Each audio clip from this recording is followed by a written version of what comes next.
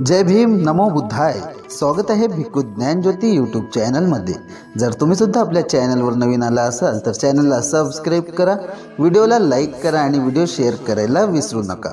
संपूर्ण व्हिडिओ पाहून आपले पुण्य संचित करा.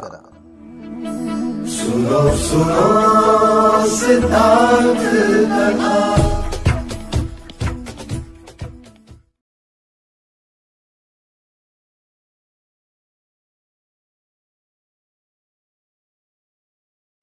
सम्मा सम्बुद्धस्स नमो तस्स भगवतो अरहतो सम्मा सम्बुद्धस्स नमो तस्स भगवतो अरहतो सम्मा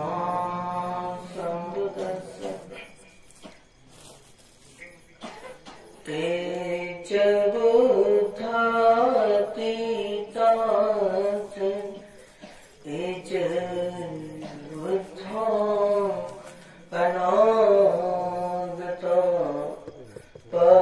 पचुपन्नाच ते बुद्धा अहं वन्दामि सर्वदा.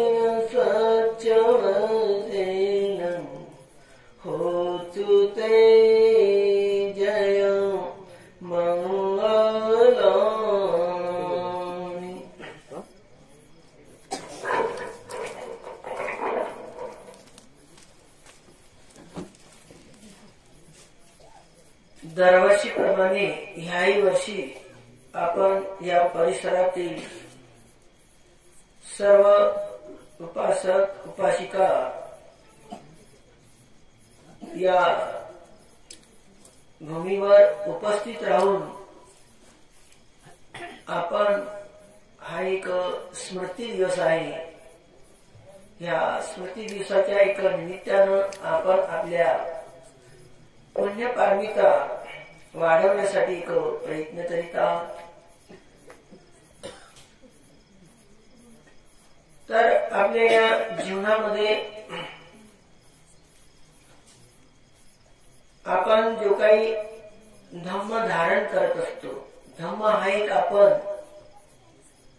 ऐकत असतो आणि या धम्म मार्गावर वाटचाल करण्यासाठी आपण प्रयत्न करत असतो. प्रयत्न करत असताना आपल्यामध्ये जे काही मार्ग एकच आहे सर्वांसाठी। जो मग्गा नठेंगी को सेट्टो सेट्टो चतुरोपदा विराग सेटु धम्मानं द्विपदानंच चक्षुमा। मार्गात आर्य अष्टांगिक मार्ग श्रेष्ठ आहे। सत्यामध्ये 4 आर्य सत्य श्रेष्ठ आहे। विराग सेटु धम्मानं आणि धम्मामध्ये 1 वैराग्य श्रेष्ठ आहे। मनुष्यामध्ये चक्षुमान मनुष्य श्रेष्ठ आहे। हा मार्ग सर्वांसाठी ऐकताना सारखाच आहे, परंतु चालत असताना आपण या मार्गावर सर्वच सारख्या प्रमाणात चालू शकत नाही। कारण आपापल्या पुण्य पारमितेचं जे काही बल असते हे अनेकाचं त्याच्या एक प्रमाणात असते, अलग अलग प्रमाण असते आणि हे प्रमाण वाढवण्यासाठी आपल्या जीवनामध्ये आपण एक प्रयत्न केले पाहिजे। प्रमुख रूपाने हे आपलं बल वाढवण्यासाठी आपण काय केलं पाहिजे, जे काही एक सत्य क्रिया आहे त्याला आपल्याला एक सम्यक चिंतन सुद्धा करावं लागेल। सम्यक चिंतनाने सुद्धा आपलं एक बल वाढत असते। आपल्या जीवनामध्ये जे श्रद्धा बल आहे, वीर्य बल आहे, स्मृती बल आहे, समाधी बल आहे, हे जेवढ्या प्रमाणात यांचं जे प्रमाण आहे आपल्या पुण्य पारमितेच्या एक आधारावर आहे आणि या पुण्य पारमिता आपापल्या संकल्पाच्या आधारावर सुद्धा या वाढू शकतात।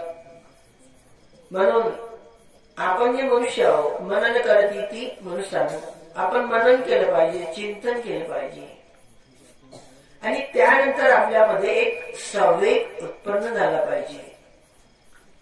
संवेग उत्पन्न होण्यासाठीच आपण बुद्धाचं स्मरण होत असते, धम्माचं स्मरण होत असते, संघाचं एक स्मरण होत असते। जसं बुद्धाचं स्मरण झालं,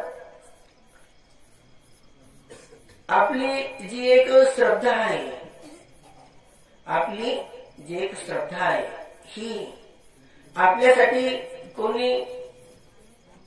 कोणी जे काही केलं असेल ते सर्वात बुद्धांनी केलं। हे आपल्यामध्ये बुद्धांनी जे काही माझ्यासाठी केलं आहे, काय केलं आहे त्यांनी? बुद्धांनी आपल्या पुण्य पारमिता पूर्ण केलेल्या आहेत, बुद्धत्व प्राप्त केलेलं आहे।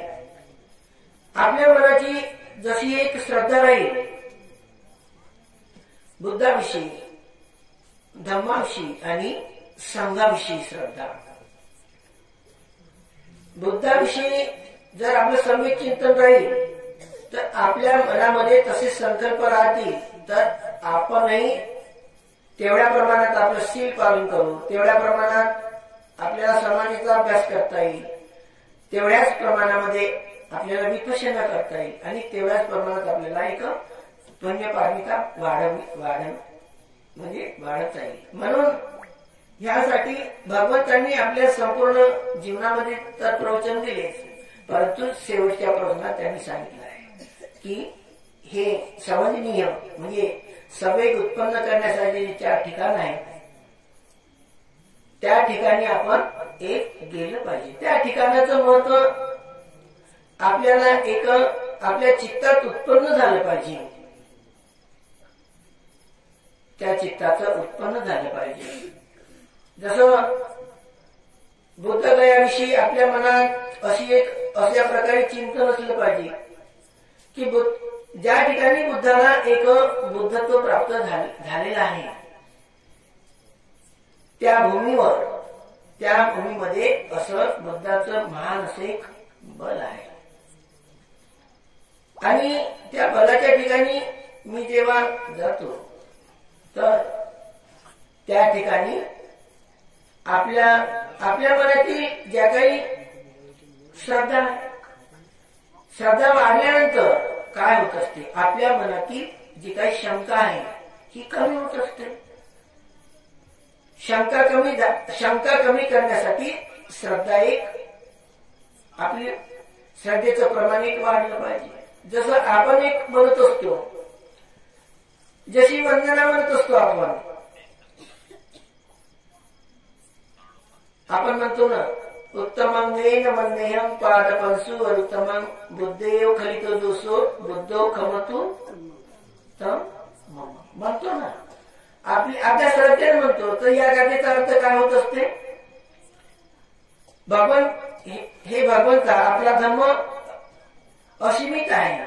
मी वागण्यासाठी किती प्रयत्न केला तरी तेवढं माझ्याकडून वागणं अशक्य आहे.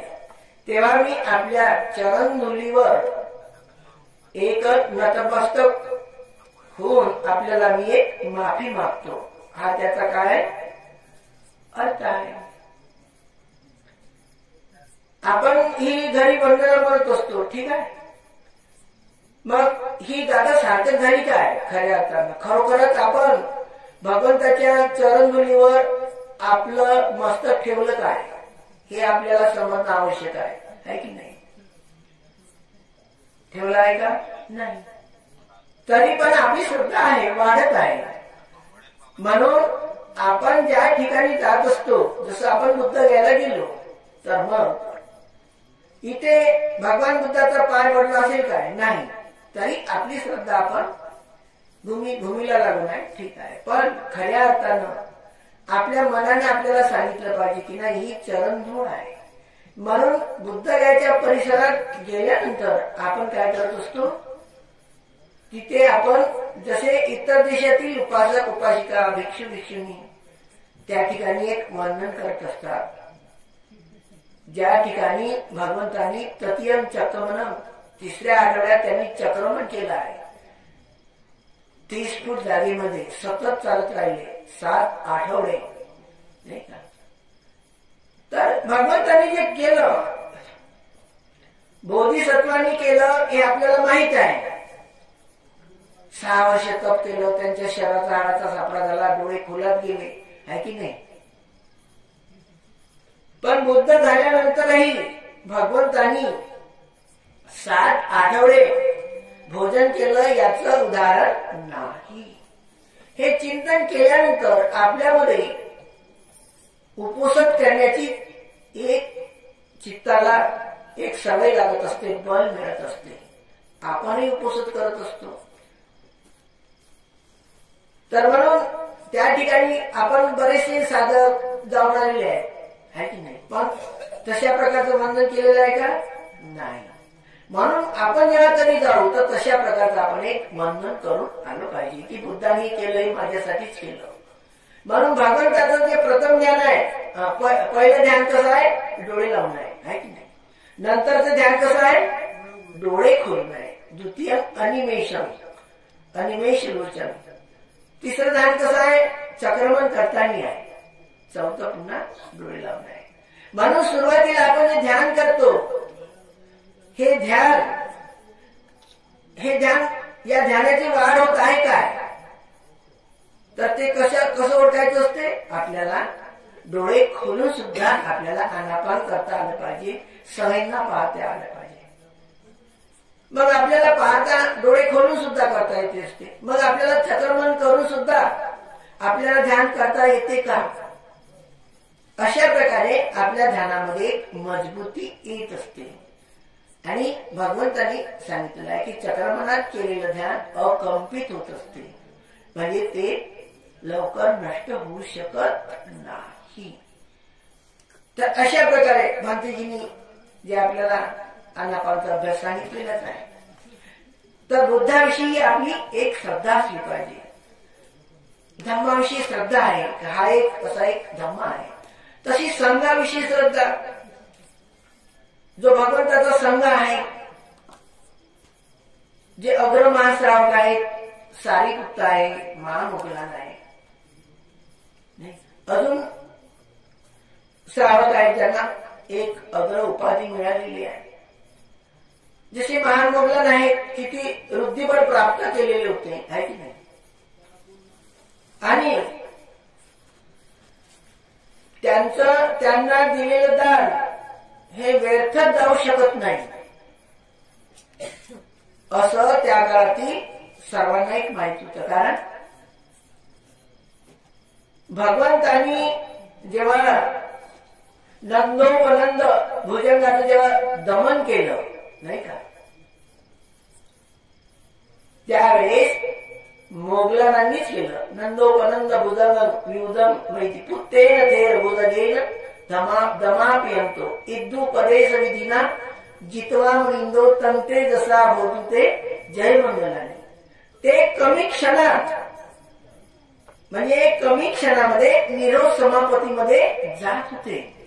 म्हणून त्यांना विषारी सापही काही करू शकत नव्हता.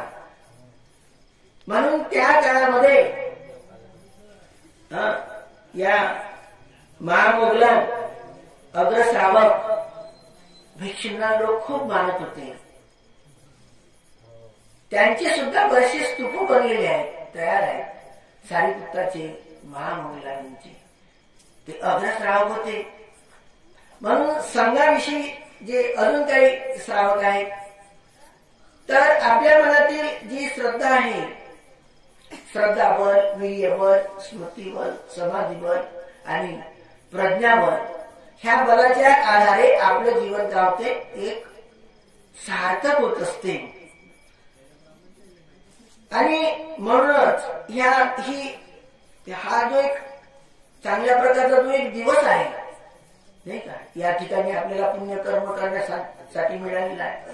हे तुमचंच पुण्य असलं पाहिजे ना अशा या भूमीवर नाही का. जसं आपण म्हणतो, काय म्हणतो, बुद्ध धम्मच संग सुगत तनुभवा धातो धातु गब्बे लंकाय जम्बुदीपे तिथस पुरवरे नागलोकेच. भगवान बुद्धाचे जे स्तूप होते ते मनुष्य लोकात तर होते, परंतु नाग लोकामध्ये सुद्धा होते. म्हणून आपली जी एक श्रद्धा आहे, जसं आपल्या ज्या ठिकाणी जन्म होते त्या जन्माच्या ठिकाणी सुद्धा आपली श्रद्धा असते. त्या स्थानाची माहिती झाली तर त्या स्थानाचं विशेष समज. जसं भगवंताचं महापरिनिर्वाण झालं आणि झाल्यानंतर काय झालं, त्यांच्या शरीराला अग्नी देण्यात आली आणि त्या ज्या अस्थी होत्या भगवंताच्या, ह्या अस्थी असं लिहिलं आहे महापरिनिर्वाण सूत्रामध्ये, त्या अस्थी काय केलं, उपासकांनी घेतल्या काही, ठीक आहे, आणि दुसरं नाग लोकांनी नेल्या, आणि तिसरं आहे अनेक देवता लोकांनी सुद्धा घेतलेल्या आहेत त्या अस्थी. आता त्या अस्थीची ते पूजा करत आहेत ना देवता लोकही, आहे की नाही. आता हे बुद्ध झाले, पण बुद्धाच्याच अस्थीविषयी असं आहे का, बुद्ध धम्माचा संघ म्हणजे अनंताच्या सुद्धा अस्थी आहे. अनेक ठिकाणी अनंताचे, ज्या ठिकाणी अनंताचं परिनिर्वाण झालं असेल तर त्या ठिकाणी प्रत्येक उपासक गेले असतील का, त्यांच्या अस्थी आणाले, आणि गेले असतील तर पूर्ण अस्थी आणली असतील का, नाही. मग त्या अनंताच्या अस्थीची सुद्धा तेवढीच मर्यादा आहे. जसं बुद्ध शासन जे आहे हे कशाच्या आधारावर आहे, बुद्ध शासन जे 5000 वर्ष त्याचं जे या निसर्गामध्ये जे बल राहणार आहे हे कशाच्या आधारावर आहे, बुद्धाच्या अस्थीच्या आधारावर तर आहेच, पण अनंताच्या अस्थी सुद्धा आहे. म्हणून आपली अशी एक श्रद्धा पाहिजे. जसं निर्वाण आहे, परिनिर्वाण आहे, महापरिनिर्वाण आहे, ठीक आहे. निर्वाण आपण ऐकतो, जो श्रोतापती व्यक्ती होतो त्याला निर्वाणाचा अनुभव येत असते, पण अनंत हा महापरिनिर्वाण होत असते, परिनिर्वाण होत असते, आणि बुद्ध महापरिनिर्वाणाला जातात, ठीक आहे. इथपर्यंत ऐकलं. पण बुद्धाचं जे परिनिर्वाण झालेलं आहे कशाला झालेलं आहे, त्याच्या शरीराचं परिनिर्वाण झालेलं आहे, महापरिनिर्वाण झालेलं आहे, पण त्याच्या धातूचं महापरिनिर्वाण झालेलं नाही, अशी आपल्या मनातली श्रद्धा पाहिजे. बुद्धाचं महापरिनिर्वाण किती वर्षांनी झालं माहित नाही का? 80व्या वर्षी महापरिनिर्वाण झालं. म्हणजे त्यांची जी चित्ताची चेतना आहे ही त्या धातूतून निघाली. पण बुद्धाच्या धातूचं महापरिनिर्वाण कधी होईल? 5000 वर्षानंतर, म्हणजे 2500 वर्षानंतर होईल त्या धातूचं महापरिनिर्वाण. पुन्हा 2500 वर्ष बुद्धाच्या धातू या समांतामध्ये आहेत, अनंताच्या धातू या समांतामध्ये आहेत, नाही का, वातावरणामध्ये आहेत. असं जसं जसा एक परिसर असते, जसा हा एक परिसर आहे आपल्या परिसरात आपले पूर्वज बुद्ध होते, याला काही प्रमाण आहे का? नाही आहे. पण भद्रावती असं ठिकाण आहे, ती लेणी पाहिल्यानंतर की या परिसरात पूर्वी बुद्ध धर्माचे अनुयायी होते, याला कोणी नाही म्हणेल का? हा. तसंच नागपुरामध्ये सुद्धा एवढं नागपूर आहे, पण तिथं बुद्धाच्या मूर्त्या नसल्यामुळे होतं का? नाही. पण आता मूर्ती निघालेली आहे म्हणते. 2 मूर्ती आहेत, भारतीजीने नेली म्हणते छोटीशी, एका घराच्या पायऱ्यामध्ये अष्टधातूची आहे. म्हणजे 5 किलो 5 किलो आहे की नाही म्हणते बोलले. तर म्हणून आता एवढ्या वर्षानंतर, म्हणजे एवढा तिथला मूर्त्या नसतील का पूर्वी, पण मिरवणुकांनी एवढ्या मूर्त्या गायब केल्या आहे की नाही. आता निघाली त्या ज्योत्यामध्ये दुसरी मूर्त पुन्हा आहे म्हणते. तर अशा एक प्रकारे म्हणून हे झालं मूर्त्याचं प्रमाण. पण कधी कधी मूर्त्या नष्ट झाल्या, पण नावं नष्ट झाले का? बुद्ध धर्माचे जे नाव होते आहे की नाही, जसं आपण साचीला जातो आहे की नाही, विदिशा या त्या स्टेशनाचं नाव आहे की नाही. मग विदिशा कोणाचं नाव होतं? सम्राट अशोकाच्या पत्नीचं नाव होतं. मिटलं का नाव? तसंच आपण या परिसरात आहोत, ह्या परिसराचंही महत्व, आपलंही काही एक संस्कार या भूमीशी जो आलेला आहे या परिसर, नाही का. जसे नागभीडचा का नाग लोकांची, नाग एक अनंत सुद्धा होऊ शकते आणि त्याची गर्दी होती कुठं? त्या नागभीडमध्ये. तर अनंताची गर्दी कुठं राहते? अनंत कुठं राहील? अनंत राहत असतो, त्याचे अधाशय असतात, म्हणजे त्याची रुची असते, त्याची आवड असते. कोणत्या ठिकाणी असते? अनंता लोभातून देशातून मुक्त झालेला तर असते, पण तो गृहस्थी लोकांपासून अलग असते. दुसरी, तो एकांत प्रिय असतो. आणि पुन्हा 6वी गोष्ट असते, लोभ द्वेष मोह यापासून तो मुक्तच असतो. मग प्रवचित असतो, अनंत, नाही का, आणि एकांत प्रिय असतो. आणि तो त्याला जरी अनुभूती झाली नाही, नेहमीच निरोध समापतीची जरी अनुभूती झाली नाही, पण त्याचा चित्ताचा जो कल असते निरोध समापतीमध्ये असतो. ठीक आहे. मग आपला जो एक परिसर आहे, आपण या ठिकाणी आता बसून आहोत की नाही, आपल्या पूर्वेकडील जो भाग पाहिला तर कशी गर्दी राहणार नाही. एवढं अरण्य आहे, एवढं डोंगर आहे की नाही. इथे बऱ्याचशा अनंताच्या अस्थी आहेत असं अनुमान निघू शकते याही काळामध्ये, आहे की नाही.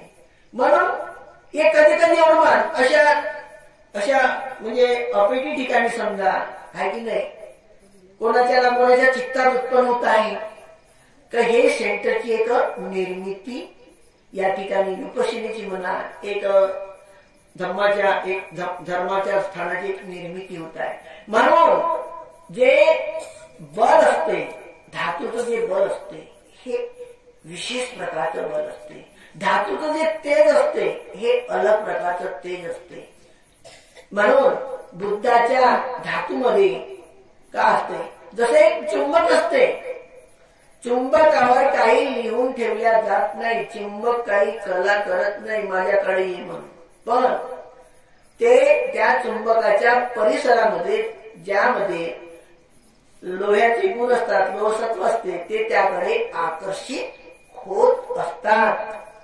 अशाच प्रकारे ह्या काळामध्ये सुद्धा ज्या ज्या भूमीमध्ये एक धम्म संस्थानाची म्हणा तपोभूमीची निर्मिती होते, त्या त्या परिसरात जे जे उपासक असतात त्यांचंही त्या ठिकाणी पुण्यपारमिता वाढवण्यासाठीच त्यांचा एक जन्म झालेला असते. म्हणून त्यांनी एक संकल्प केले पाहिजे जीवनामध्ये.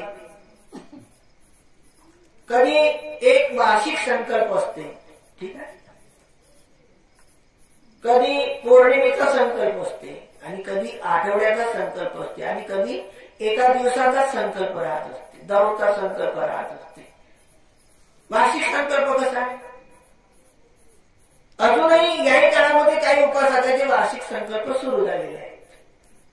वार्षिक संकल्प म्हणजे भगवंताच्या हयातीमध्ये हजारो कोसावर जरी भिक्षू असेल, भिक्षुणी असेल, उपासक असेल, उपासिका असेल, तरी भगवंत म्हणजे वर्षवासानंतर प्रचार करण्याच्या अगोदर आपण त्यांना वंदन करण्यासाठी गेलो पाहिजे. म्हणून हजारो कोसावरून उपासक उपासिका जात असत. आणि आता बुद्धगयाला सुद्धा बरेचसे उपासक दरवर्षी जात असतात, नाही का? हा वार्षिक संकल्प असते. तसंच पौर्णिमा आहे, अमावस्या आहे, आपण अष्टशिलाचं पालन केलंच पाहिजे. दररोज आपण आपल्या घरी बुद्धवंदना, धम्मवंदना, संघवंदना आपण म्हटलं पाहिजे. कारण त्यामुळे आपल्या चित्ताची एकाग्रता होते, आणि ती एकाग्रता आपल्या गृहस्थ जीवनामध्ये आपण कशा प्रकारे एक चांगल्या तऱ्हेचं जीवन जगू यासाठी ती आपल्याला काय होते, एक आधार होत असते. पण आपण संकल्प करून तेव्हा ना, आता भलतेच संकल्प त्याला झाले आहेत की नाही आपले, आहे की नाही? मोबाईल धरून झोपाचे आहे की नाही? मग काय फरक होईल तुमच्यामध्ये? म्हणून आपल्या या जीवनामध्ये आपण सकाळ संध्याकाळ आपण ज्या घरी राहतो, ज्या ठिकाणी ध्यान करतो वारंवार, त्या ठिकाणी एक आपल्याला धम्माचं बल तयार होते. तुम्ही बल तयार होते, पण बलाचा लाभ कसा होईल ते एक गोष्ट समजली पाहिजे तुम्हाला. कशी? जसं आपल्याला लाईट लावायचं आहे की नाही? काय काही ठिकाणी काय असते, ते हेच राहते, वायर काढत जायचे आणि लावत जायचे, वायर काढत जायचे आणि लावत जायचे. अंधार पडत जाईल, उजळ होत जाईल, आहे की नाही? त्याच्यानं बॅटरी चार्जिंग होईल का? नाही. अशाच प्रकारे आपण जे ध्यान करत असतो, आहे की नाही? भगवंतांनी कसं ध्यान केलं? 7 दिवस ते हालतच नव्हते. मग आपणही एका घंट्याचा संकल्प केला पाहिजे. काहीतरी वेळाचा अर्ध्या घंट्याचा तरी नाही, हालतच नाही, आहे की नाही? तर मग काय होईल? आपल्याला खूप मोठ्या शक्तीचा लाभ होईल. कोणत्या शक्तीचा?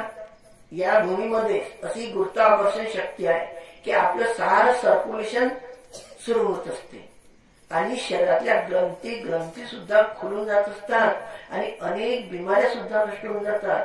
बुद्धिमत्तेमध्ये वाढ होते. निर्णय घेण्याच्या त्याच्या क्षमता सुद्धा स्वतःसाठी आणि इतरांसाठी योग्य प्रकारचे असतात. भिक्षू असो, उपासक असो, उपासिका असो, नाही का? अशा ठिकाणी आपण गेलो पाहिजे. आज आम्ही वर्षानुवर्ष त्या साथीला जात आहोत, आहे की नाही? दिवसेंदिवस जेवढे दिवस जात आहे तेवढे दिवस अनेक लोकांचे संकल्प वाढत आहेत. हो, संकल्प वाढत आहेत, नाही का? तर म्हणून आपल्या जीवनामध्ये अशा भूमीवर आपण जातेत राहिलो पाहिजे, जेणेकरून आपल्याच मनातले काही अडथळे दूर होतात आणि आपल्याच मनात चांगले विचार निर्माण होतात. कारण की हा अशा प्रकारचा एक मनुष्य जन्मत होतो, पण ज्या जन्मात धर्म मिळत असते, धर्मगुरु मिळत असतात, तो जन्म म्हणजे अत्यंत एक महत्वाचा राहत असते. महत्वाचा.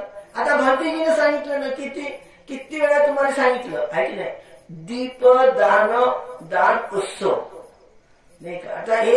आता अनेक ठिकाणी सांगत असतील ना, आहे की नाही, दीप दान उत्सव. आता याचा अर्थ तुम्हाला समजला का? आणि खरा समजला असता, आहे की नाही, तर एक मोमबत्ती आणली नसती का, गौरव लावली असती ना. एक दीप दान उत्सव आहे की नाही. दीपदान म्हणजे एक दिव्याचं दान आहे की नाही. आपण ज्या ठिकाणी जात असतो त्या ठिकाणी त्या पूजेमध्ये एखादा दिवा लावून ठेवला पाहिजे, असा त्याचा अर्थ होते. कसा अर्थ होते म्हणते ते, एकच दिवा आणत नाही हे लोक, आपण सांगू आपला डोळा पडतो. तर म्हणून दीप भारतीय किती स्पष्ट सांगत असतात की दीप दान उत्सव आहे की नाही. आज लावले बा तिथे मस्त दिवे आहे की नाही, पण असे दिवे लावायचे असतात का? नाही. बुद्धाच्या शासनाची परिपूर्ती, बुद्धाच्या विहाराची पूर्णता कशामध्ये होते हे आपल्याला समजलं पाहिजे. खूप कठीण नाही आहे. बुद्धाचं विहार झालं तर त्याची परिपूर्णता झाली किंवा नाही, आणि ते आपण करू शकतो किंवा नाही, हा महत्वाचा प्रश्न आहे की नाही. तर ती परिपूर्णता कशा नव्हते आता लक्षात आहे का तुमच्या? नाही आहे. आपण करू शकतो का ते नंतरचा प्रश्न आहे. विहाराची परिपूर्णता एक होते जेव्हा आपण एक विहार बनवलेला आहे. विहार म्हणजे घरासारखं राहील का? नाही, त्याचा आकार थोडासा जसे विहार बनले असतील तसाच राहील ना. आकार झाला, त्या विहारात भगवान बुद्धाची मूर्ती राहील, या गोष्टी आपल्याला माहित आहे. बुद्ध विहाराच्या समोर बोधी वृक्ष असणं अत्यंत गरजेचं आहे, हा एक मत आहे की नाही. पण बोधी वृक्ष लावलाही तरी विहाराची परिपूर्णता झालेली नाही. तर काय पाहिजे?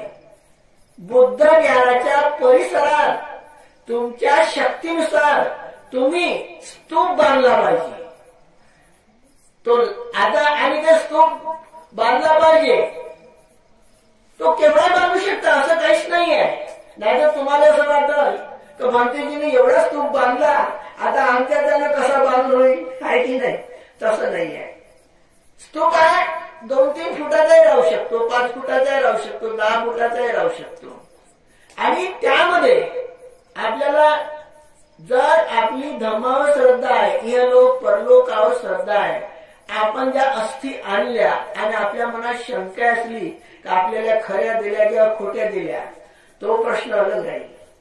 आपल्या मनाची श्रद्धा असेल, आपलं शील असेल, आपल्या पुण्यपारमिता असतील तर समान धातू स्कंद हा एक विषय आहे. देवता त्या ठिकाणी भगवान बुद्धाच्या अनंताच्या स्तरीय अस्थी आणतीलच, कारण की अनंताच्या अस्थी अपमान बुद्धो, अपमान धर्मो, अपमान संघो अप्रमाणित आहे. असं नाही आहे की अमक्याच ठिकाणी आहे आणि एवढ्याच आहे, असं नाही आहे.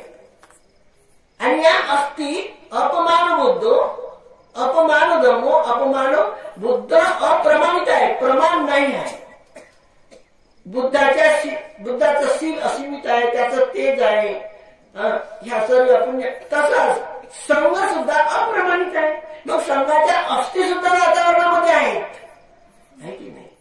म्हणून त्या देवता, जसं आपण समंता चक्र वालिशू म्हणतो, त्या देवता त्या अस्थी घेऊन येतील आणि त्या स्तूप, तो लहान स्तूप आता कसं हे जे ह्या जे दिवे लावलेले आहे की नाही, हे असे दिवे थोडेसे बरोबर नाही आहे की नाही.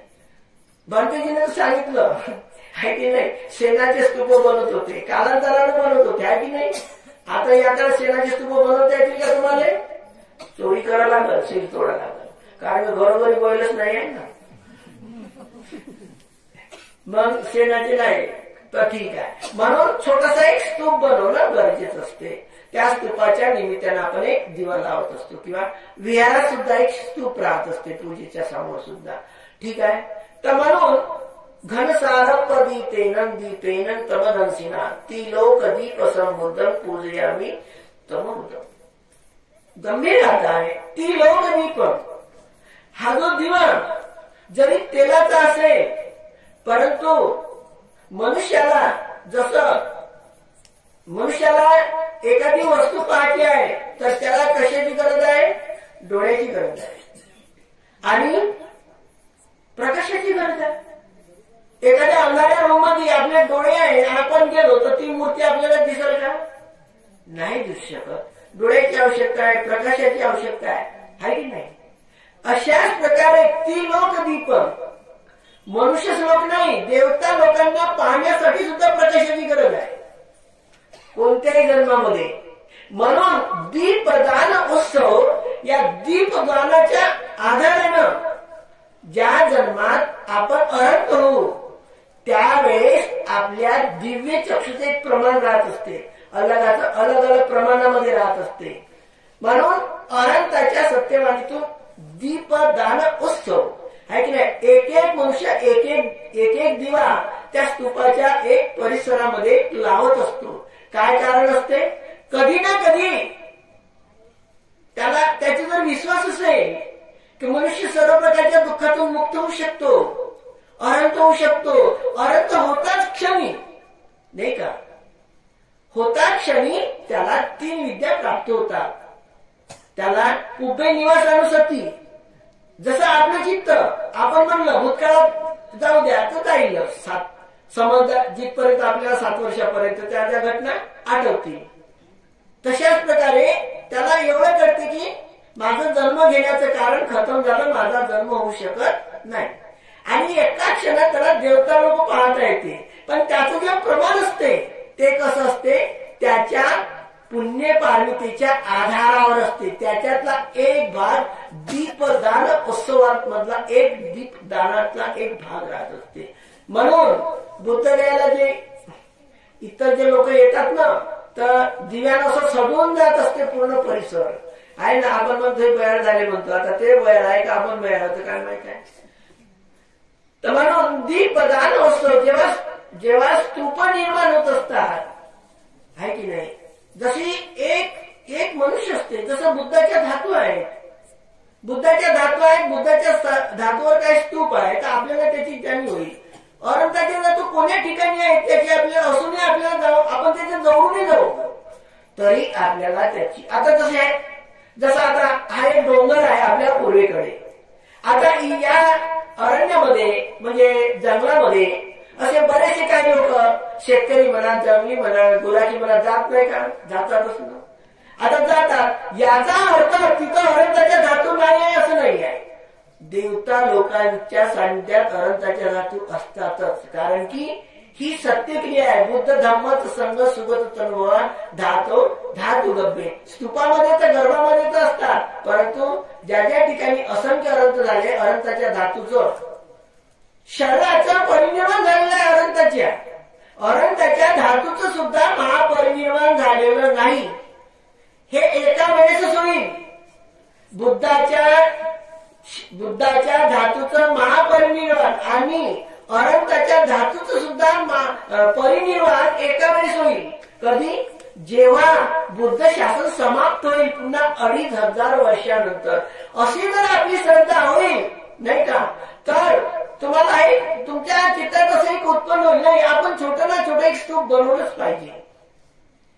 जसं आंबोळ्याच्या परिसरातील जशी स्तूपाची सुरुवात झाली आहे की नाही, अनेक लोक आपोआप त्यांच्या स्तूपाचा परीघ वाढवला, व्यास वाढवला, सर्व कामं त्या प्रमाणामध्ये त्यांनी मोठे केले आहे की नाही.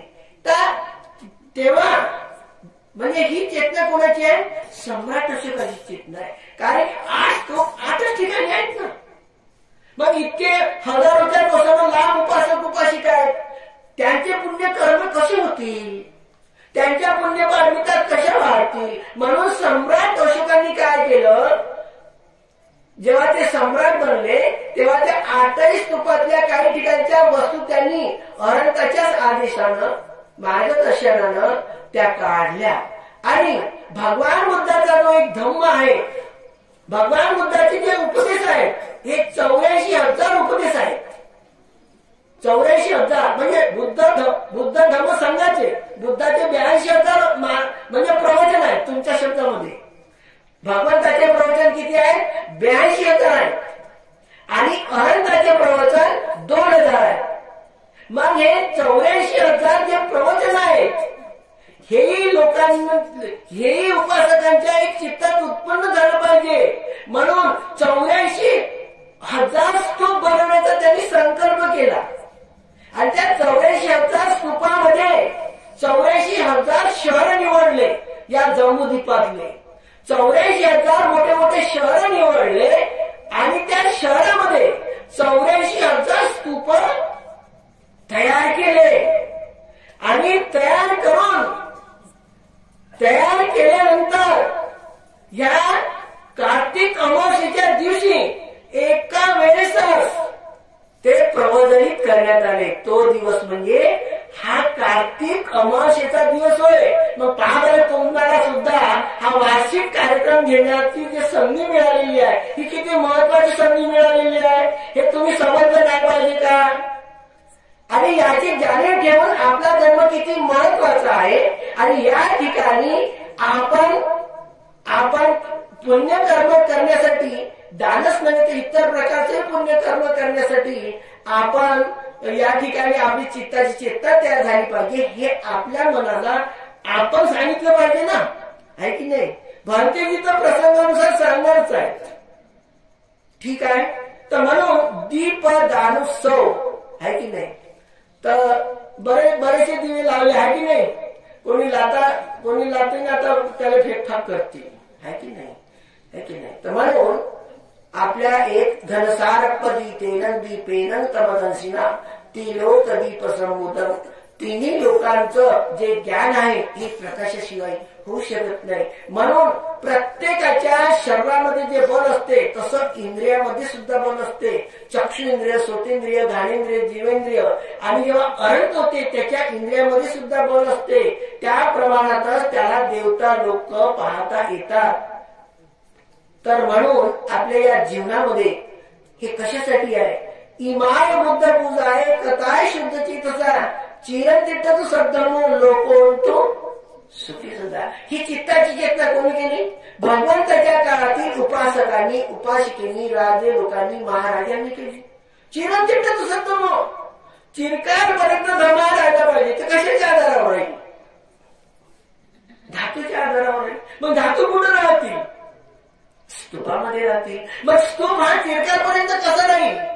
विरोधकांनी त्याला नष्ट करण्यासाठी जरी प्रयत्न केला तरी त्याला नष्ट करता आला नाही पाहिजे. एवढे भव्य अशा कठीण ठिकाणी, साजीचा स्तूप किती कठीण ठिकाणी बांधलेला आहे. कसे दगड आणले असेल? 25 आणि ते चुनारवरून वाराणसी जवळ चुनार आहे, तिथून ते हत्याने दगड आणलेले त्या काळामध्ये, आहे की नाही? हत्याने दगड आणलेले आहेत त्या काळामध्ये. किती त्या उपासकांची श्रद्धा असेल, आहे की नाही?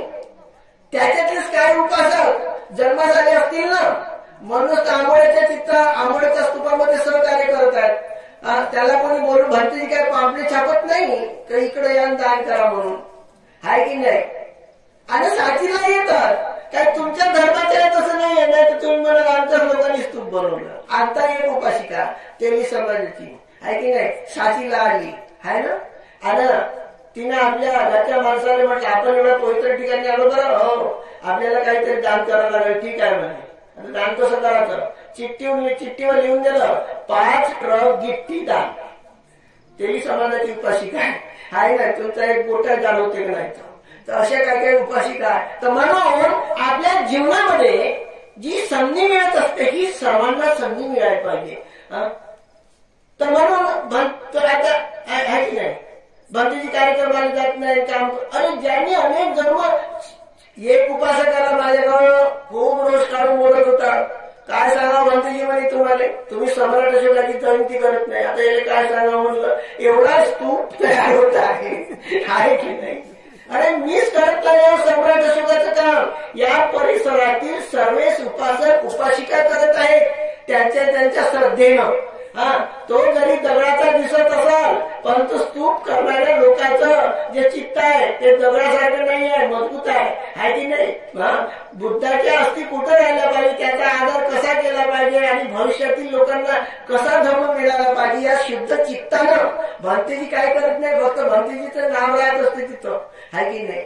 तर म्हणून चिरंचित्त तू सद्धम्म लोक होतो सुखी सदा, हे चिरकाळपर्यंत स्तूप राहिले पाहिजे. आणि 2500 वर्ष झाले तरी भरपूर स्तूपांचं प्रमाण आहे. आणि नवीन स्तूपही तयार झाले पाहिजे ना ठिकठिकाणी. त्या स्तूपाच्या माध्यमाने काय होईल, ज्या अदृश्य देवता लोकांनी भगवंताच्या अस्थी स्वतःजवळ ठेवलेल्या आहेत त्यांची आवश्यकता भरपूर आहे. तुमच्या श्रद्धेच्या आधारावर, तुमच्या ध्यानाच्या आधारावर, तुमच्या पुण्यपावितेच्या आधारावर त्या अदृश्य रूपानं त्या धातू त्यांच्या सोबत राहतील आणि त्या पण येतील. तर आपोआप धर्माचं एक काम भरा न सांगता ते वाढत जाईल, अशा प्रकारे होत असते. पण तुमचं तसं पौर्णिमा अमावस्या अष्टमीशील तर पाहिजे. बुद्ध्या धर्माचं एकतरी वेळा वाचन केलं पाहिजे ना. नाही जेवायला भेटलं तर मस्त जेवणच करत राहायचं पौर्णिमेच्या दिवशी, तर कसं काय उपसत होईल. आज जसा आजचा एक दिवस आहे ह्या दिवशी नाही का, जसंही महामोगलान भिक्षूंची काय स्मृती दिवस आहे, अशाच प्रकारे या दिवशी चतुर्माराधिक देवता लोकांचे जे सेनापती आहेत ते सुद्धा आपल्या बुद्धिबलानं या संपूर्ण पृथ्वीचं निरीक्षण करतात. कोण उपासक उपासिका आहे, कोण पुण्यकर्म तयार करत आहे, कोण दान तयार करत आहे, कोण ध्यान करत आहे, हे जाणत असतात काही नाही. आणि ध्यान करता करता तुम्ही झोपून दिसल्या इथं तर तुमच्यावर ते प्रसन्न होतील का. मग मला रामवड्याला गेलो तरी काहीच खरं नाही. तर म्हणून झोपवा तुम्ही, मग त्या देवता लोक तुमच्यावर प्रसन्न होतील का. अमृतनिकायामध्ये चतुर्थ निपातामध्ये लिहिलेलं आहे, जेव्हा जीवनामध्ये जे आपत्ती येत असते त्या आपत्तीमध्ये आपण जेव्हा वंदना म्हणतो, पुण्यकर्म करतो, तरी आपलं दुःख नष्ट होत नाही. याचा अर्थ भूतकाळात आपण दुर्लक्ष केलेला आहे, अनादर केलेला आहे बुद्ध धर्म संघाचा, पुण्यकर्माचा. त्याचा अर्थ तिथं लिहिलेलंच आहे की त्या जेव्हा जसा एखाद्या मुलावर त्याचा वडील रागावला तर तोही त्याही मुलाचा चेहरा तसाच होत असते ना. तशाच प्रकारे देवता लोक अप्रसन्न होत असतात तुमच्या या वागणुकीवर, तुमच्या या परित्राणपटात झोपण्यावर. आणि मग तुम्ही जशाने तशीच राहता, वर्षानुवर्ष जाल तरी तसंच राहील. म्हणून ज्या ठिकाणचं महत्व, ज्या दिवसाचं महत्व, ज्या वेळेचं महत्व ते आपल्याला समजलं पाहिजे. याच्यासाठी काही खूप जाण देण्याची गरज नाही, खूप काही मेहनत करण्याची गरज नाही, मनाची सजगता आहे. पण आपण बिनफालतू ठिकाणी आपला वेळ टाइमपास करतो, तर याला कोण जबाबदार राहणार. आपल्या दुःखाला आपणच जबाबदार राहणार आहोत. आणि इतर लोक तर म्हणणार याच लोकांनी धर्म डुबवला म्हणून. मग आपल्यावर सर्वात मोठी जबाबदारी आहे. कारण ही जबाबदारी डॉक्टर आंबेडकरांनी 14 ऑक्टोबर 1956 आपल्याला धर्माचं दान दिलं. आणि 15 ऑक्टोबरच्या भाषणामध्ये त्यांनी म्हटलेलं आहे, धर्मांतरानंतर तुमची जबाबदारी वाढलेली आहे. इतरांच्या मनात आदर्श उत्पन्न झाले पाहिजे असे तुम्ही वागले पाहिजे. आज आई वडिलाच मुलाच्या मनात आदर्श निर्माण करू शकत नाही, तर मुलगा कसं काय त्याच्याबरोबर चांगला वागेल. त्यांनाच माहित नाही, त्या घरी वंदना नाही म्हणत, बुद्ध धम्म संघ वंदना माहित नाही, उपसत करत नाही, बुद्ध गया चांगल्या पवित्र ठिकाणी पैसेवाले असून जाऊ शकत नाही, हाय की नाही. मग कशी काय शांतता मिळणार आहे. हा एक प्रकारचा एक अनादर आहे. धर्माचा अनादर आहे, हा सर्वात मोठा अनादर आहे. म्हणून यापासून आपण या प्रवचनातून एक सुटका केली पाहिजे. आणि ही एक तपोभूमी आहे, तपण्याची भूमी आहे, एक धर्मदानाची भूमी आहे. तर या भूमीच्या आधारावर तुमचे थोडे ना थोडे एक संकल्प पूर्ण होणार आहेत, होत आहेत बऱ्याचशा लोकांचे, आहे की नाही.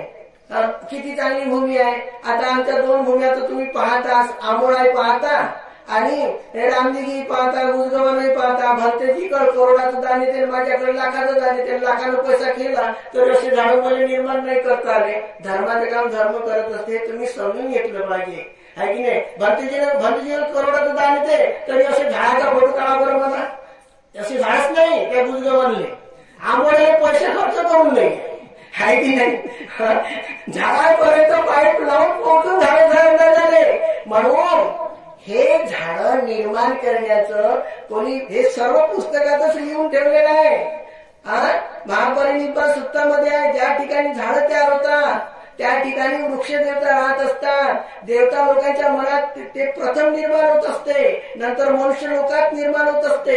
तेव्हा पाटील पुत्र शहर हे तथागताच्या काळात तयार झालेलं होतं, हाय की नाही. म्हणून आपण जरी खूप काही अपिटी आहोत तरी आपलं काहीतरी पुण्य आहे असं म्हणून आपले हेवे दार हे सर्व सोडसाड करून आपण एकत्र येऊन धम्मदानाचं काम करत आहोत. या खेड्यातून एक धम्माचं दान होत आहे सर्व लोकांना, असं समजून आपलं जीवन एक आपण सार्थक करण्यासाठी एक प्रयत्न केला पाहिजे.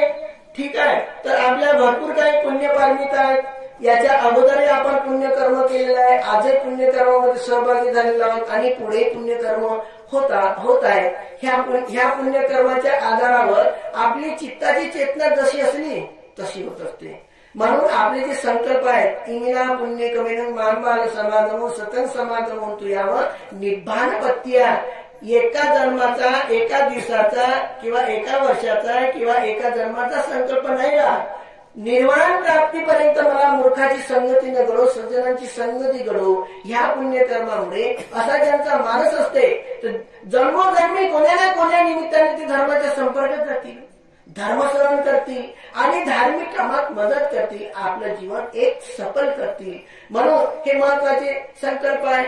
आपल्याला दुःखातून जरी मुक्त व्हायचं आहे, अध्याय माय पडिपत्या जाती जरा मरण परिमुक्त स्वामी, तरी एक संकल्प पूर्ण करण्यासाठी दुसऱ्या संकल्पाची आवश्यकता असते आणि दुसरा संकल्पही पूर्ण करण्यासाठी तिसऱ्या संकल्पाची आवश्यकता असते. कारण वातावरणाची सुद्धा आवश्यकता असते. म्हणून म्हटलेलं आहे अन्न वस्त्राची सुद्धा गरज असते, नाही का. म्हणून देव वसतो काढेन संपत्ती तुझं प्रीतो भवतो लोकोचा राजा भवतू. राजा धार्मिक असला पाहिजे, आहे ना.